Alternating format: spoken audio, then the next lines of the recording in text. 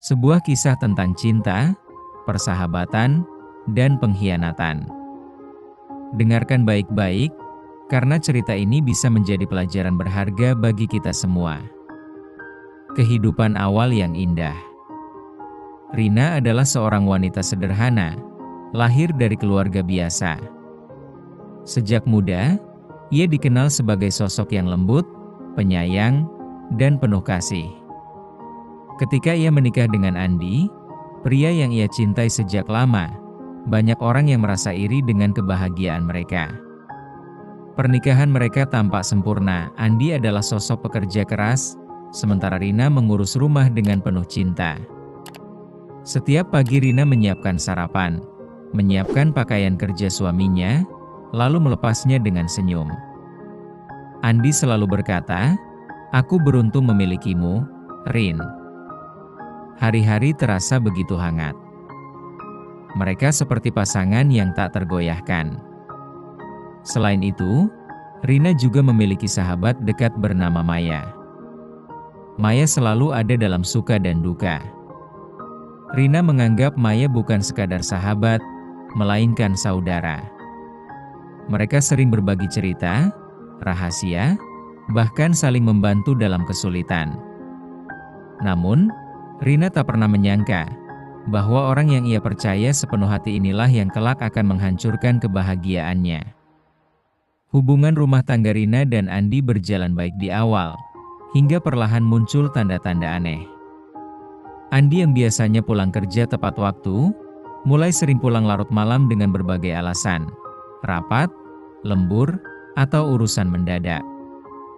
Rina awalnya percaya, karena ia tahu Andi memang bekerja keras. Namun yang membuatnya heran, Maya semakin sering datang ke rumah.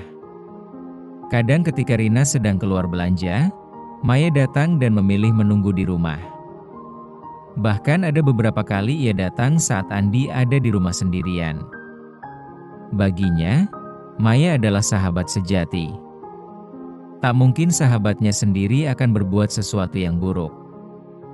Tapi perubahan sikap Andi semakin terasa.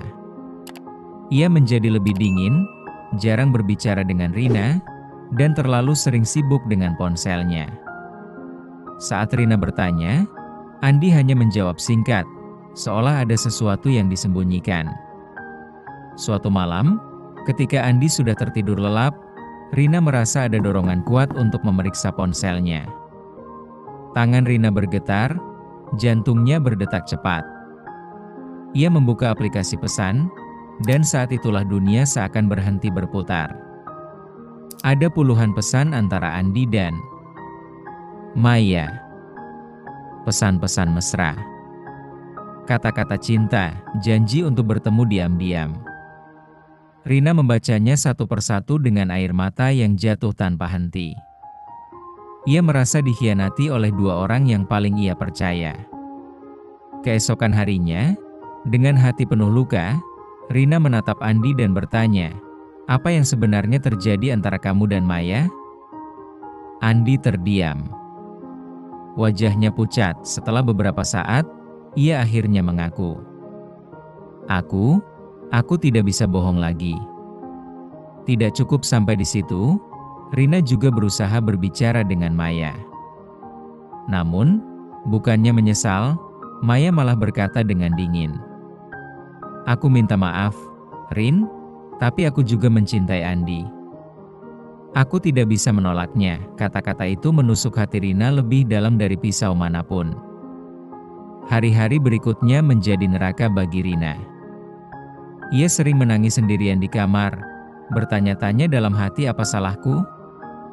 Mengapa semua ini terjadi padaku?